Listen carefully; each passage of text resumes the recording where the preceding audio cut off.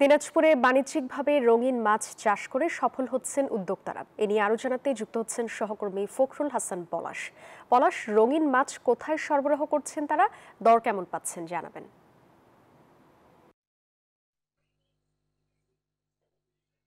ধন্যবাদ আপনাকে।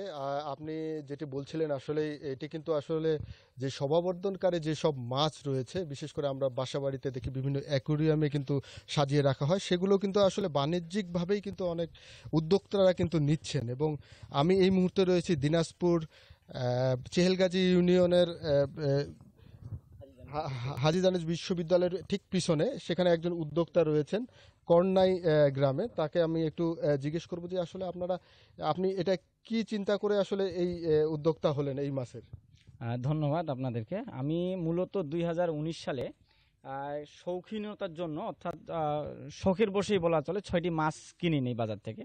তো সেটা আমার পর্যায়ক্রমে অটোমেটিক বাচ্চা দেওয়া শুরু করে। সেখান থেকে আমি আশা বুনতে থাকি যে না, আসলে এটা দিয়ে আসলে অনেক কিছু করা সম্ভব। কারণ আমাদের দেশে যে অ্যাকুরিয়ামের মাছগুলো রয়েছে, এগুলো 100% আগে বাইরের দেশ থেকে আসতো। তো এখন আমার মতো অনেক ক্ষুদ্র উদ্যোক্তা রয়েছেন যারা এই মাছটা দেশে উৎপাদন করার ফলে আমরা সেই বাইরের দেশের দিকে আর তাকিয়ে থাকতে হয় না, কিছুটা হলেও আমরা সাশ্রয়ী পাচ্ছি। আপনার মাছ এখান থেকে কত ডিস্ট্রিক্টে যাচ্ছে একটু যদি জানান। আমার এখানে প্রায় 18 থেকে 20 প্রজাতির মাছ, বাংলাদেশের প্রায় 64 জেলার মধ্যে আমি এ পর্যন্ত 56টি ডিস্ট্রিক্টে মাছ দিয়েছি আলহামদুলিল্লাহ, আপনার দোয়া এবং ভালোবাসা। এবং নতুন উদ্যোক্তা যদি আসতে চায় তাহলে তাকে কিভাবে পরামর্শ দেবেন যে তারা কিরকম আয় করতে পারবে?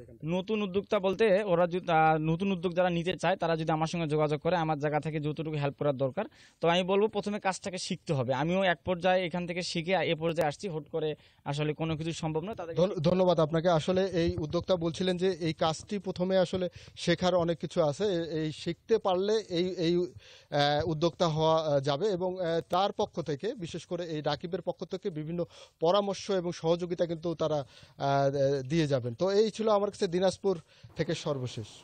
পলাশ, ধন্যবাদ আপনাকে।